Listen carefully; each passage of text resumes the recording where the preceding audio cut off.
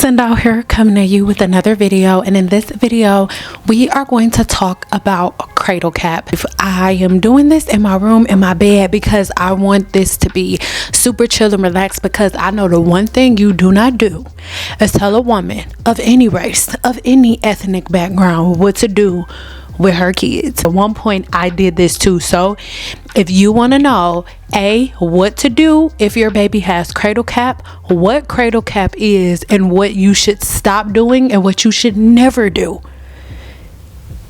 then keep watching. Trust that exactly where you are is where you're meant to be. So keep your chin up so your crown doesn't fall. Remember, you're royalty. Before we get started, make sure you go ahead and subscribe here to my channel and then click on that bell notification so we're notified every time we post another video. I love my little baby mic.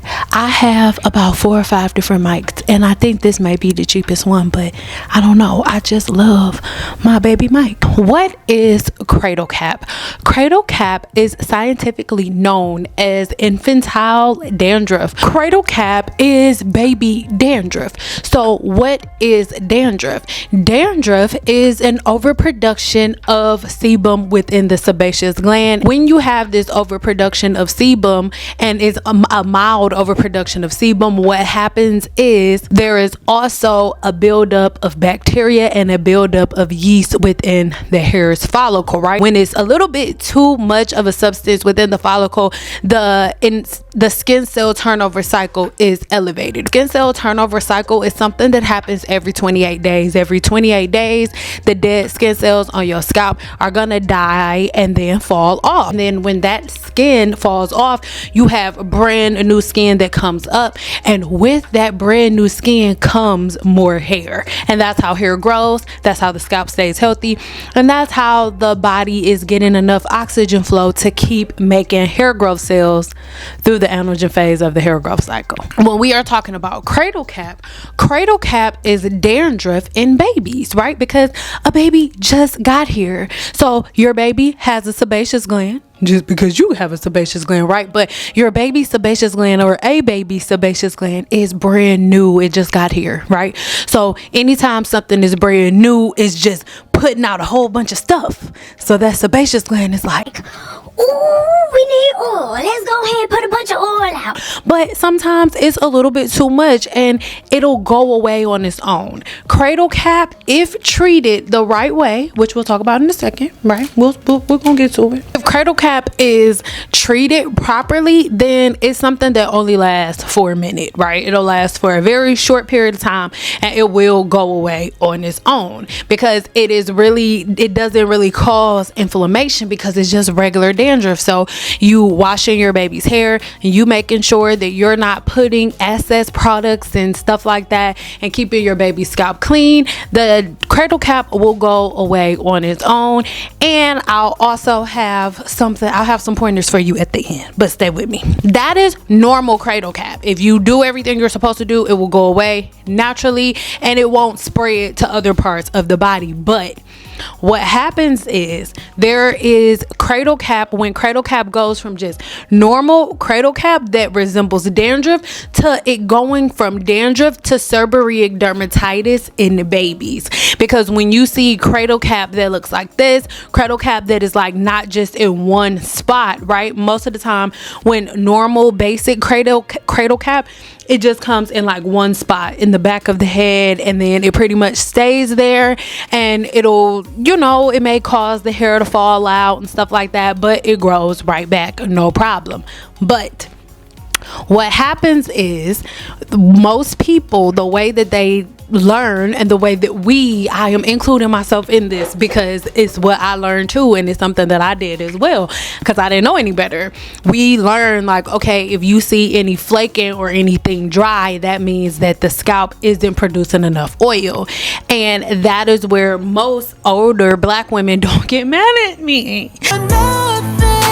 That's where most older black women get that from. Like, oh, our scalp needs oil, our scalp needs oil. And as soon as you see dryness, you naturally go to oil. But when you see dead skin flakes like that, like cradle cap, what that is an overproduction of sebum, and your baby's body is trying to get rid of that excess sebum by causing those skin cells to die off way faster than they're supposed to. Instead of them dying off every 28 days, your baby's skin cells on the scalp are dying off like every day, every 3 to 4 days, every 7 days, which is increasing the amount of dead skin on the scalp. You go and search cradle cap right now on YouTube, the first thing you're going to see is people telling you to saturate your baby's scalp with a certain type of oil and then comb out the dandruff, comb out and lift up the dead skin flakes. This is the part that I was nervous that y'all was gonna get mad at me about. Why you mad? Why you mad? Why you mad? The worst thing that you can do if your baby has cradle cap is to add more oil and to remove the dead skin. And that goes for dandruff and everything. I know across YouTube, across social media, is very satisfying visually. It's like ASMR feels for some people, right? To watch you scrape up dead skin. But if you go and meet with any dermatologist, or if you just go Google it yourself, and when I say Google it, don't Google it and then just go to the first thing you see. You need to pay attention to who you're reading an article from, right? Is it from a medical journal, or is it from some random person who learned how to make a website and made a blog post? You were to take your baby in to see their pediatrician, or if you take your baby in to see a dermatologist, they'll tell you that cradle cap is seborrheic dermatitis, dandruff, or seborrheic dermatitis, okay, in infants. And they'll tell you the last thing you should do is add oil or remove it, because when you remove those dead skin cells, remember those skin cells are dying off at a rampant rate, right? So if you start removing them before they're ready to be removed, even though the oil is going to soften it up, it's the same complex or the same system as, when we were younger and your mom or your grandma would tell you, like, you better stop peeling those scabs or it's gonna leave a mark. It'll cause scar tissue to develop. So this is where a lot of people aren't gonna want to hear this, but it's true, because most black women, when their babies get cradle cap, the first thing that we do is saturate the hair with oil and then scratch and remove it. But what you have to understand is your baby, when your baby is born, your baby is experiencing its body's very first hair growth cycle, right? So the natural hair growth cycle can take anywhere between 2.5 to 7 years, right? But about 7 years is standard for a hair growth cycle. 7 years from anagen phase to the estrogen phase, and then back again to the anagen phase. That is normally approximately like 7 years, 6 to 7 years. Let's go ahead and do that number, right? So with that being said, you should know that your baby is going through their very first skin cell turnover cycle. This is why I don't personally recommend you putting any type of chemicals in your baby's hair, you doing hairstyles that have a whole lot of tension in them on your baby's hair, you using like any strong chemicals or any high tension styles and stuff like that before your baby is 7 years old. With my daughter, I didn't start doing any high tension styles on her head until she turned 8.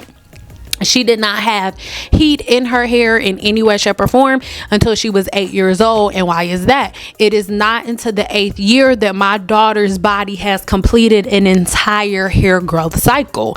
So at year 8, I pretty much know my daughter's porosity. I know her sebum level. I know her skin cell turnover cycle. I know all of these things, and I was able to make a document for my baby for her to just follow. Like, hey, baby, this is who you is.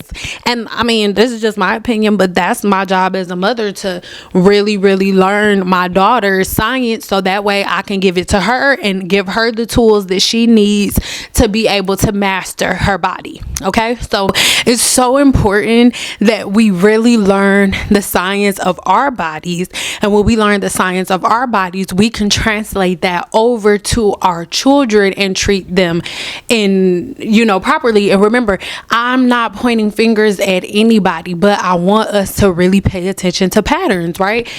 The most of the time, if you look at women whose patterns, right, and everybody's hair grows. So when I say this, the response of, oh, well, I've been doing it all this time and my hair is still down my back. like, everybody's hair grows. Like, your dog grows hair. Like, everybody grows hair. Like, that's normal, right? We're talking about the health of the follicle long term, the health of the cuticle long term, because right now the majority of my clients are women between the ages of about 45 to like 60. Okay, and this is the age period where hair weathering has officially set in, because remember, I tell you guys that hair weathering takes anywhere between 5 months to about 25 years to set in. So if you're somebody who is in their early to mid 20s or early 30s and you're still arguing on social media about what you should or shouldn't do with your hair, right now I'm talking to and servicing women who are your future. If you don't really start paying attention and learning the science of your hair and just making small edits, okay? Soaking the hair, soaking the scalp in oil whenever our baby has cradle cap, and most of us are using coconut oil or just any oil in general. It's an overproduction of oil. Dandruff is an overproduction of oil. Too much sebum, too much bacteria, maybe a little bit too much yeast within the hair's follicle. Seborrheic dermatitis, way too much oil that is now resulted in inflammation, right? Dandruff doesn't really have the inflammation. Dandruff only has the dead skin cells dying off and a little bit of itching, whereas seborrheic dermatitis causes inflammation within the hair follicle where you'll get redness, and then this is where your baby's cradle cap goes from one spot in the middle of the head to spreading down the forehead, the ears, the nose, the corners of the mouth, around the diaper area, and places like that. This is because seborrheic dermatitis is an overproduction of oil. So treating an overproduction of oil with oil is the equivalent to you spilling a bunch of water on the floor and then somebody saying, oh, can you get this water up for me? And you being like, all right, bet, I'm gonna get the water up, and you just throwing a bucket of water on the floor before you mop up the other water. It makes no sense, and it doesn't help you. It makes more work for you. So when you treat your baby's cradle cap with more oil, you're giving your baby's cuticle and your baby's follicle more work to do. But remember, your baby is brand new. Your baby just got to this earth. So your baby is going through the first phase of the anagen phase for the very first time, right? So picture this. The anagen phase of the hair growth cycle is the phase of the hair growth cycle where within the follicle, your body is producing a bunch of new hair growth cells. So picture this. If your baby's follicle is making new cells for the very first time, the follicle is already blocked because maybe your baby's follicle is a little too excited, creating a little bit too much oil, right? So your job as a mom is to keep it, or a father is to keep it neutralized. By you adding more oil, you then clog the follicle even more. So instead of your baby's follicle being able to focus on producing a absurd amount of hair growth cells, so your baby has long and beautiful hair, right?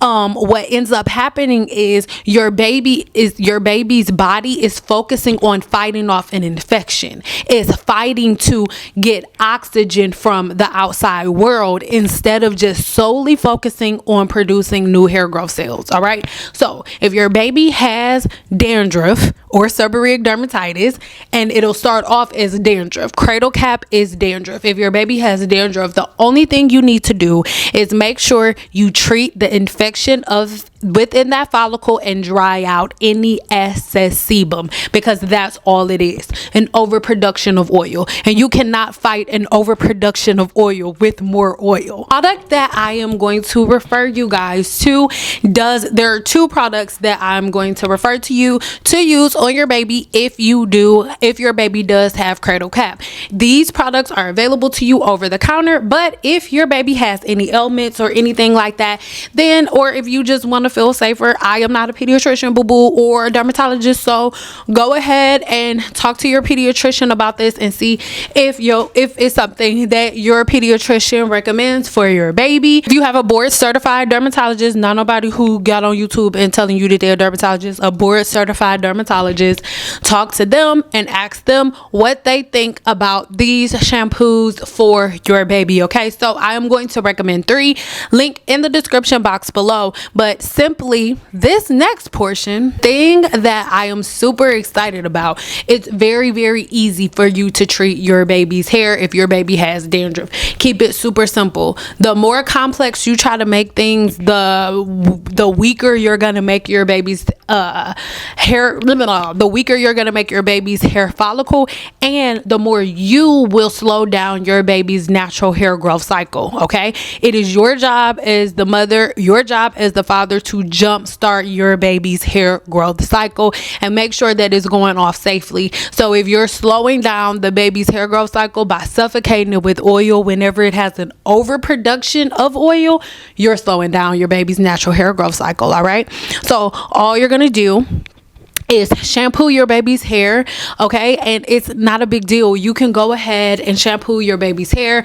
It depends on which one you use. I want you to follow the directions. One of the products, you use it on your baby's scalp every day whenever you give your baby a bath. It's very, very light, very mild. Remember that these products are made by chemists, and these chemists talk to and consult with board certified dermatologists to make sure that all of these products are safe for children. I would never recommend anything to you guys randomly. If somebody is giving y'all some stuff that they made in their kitchen, then y'all go right ahead, but I really do not recommend that when we're talking about our babies. Oil does not fix dandruff. Oil does not fix seborrheic dermatitis. Oil does not fix psoriasis, because all of these are inflammation of the hair's follicle. Okay, so all you're gonna do, give your baby a bath and wash your baby's hair, and then you can go ahead, put conditioner on your baby's hair. Do not massage conditioner into your baby's scalp. We see things like, oh, avocado on the bottle. You naturally think it's the pure avocado and not the extract. But what chemists do, they'll put the actual avocado into the machine, take out the oil. Once they have the oil, then they take the oil out and extract all of those antioxidants and minerals. They extract those, and those antioxidants and minerals are the things that go in to get the work done. I'm teaching you guys the exact way that avocados work at controlling your sebum level and slowing down sebum production, but not avocado oil, not the actual avocado flesh, but actual avocado extract that is broken apart by a licensed professional, a chemist, not a licensed professional, a professional chemist. All right, within Guru VIP, I break it all the way down. Thank you guys so much for tuning in, and I'll see you in part 2. Trust that exactly where you are is where you're meant to be.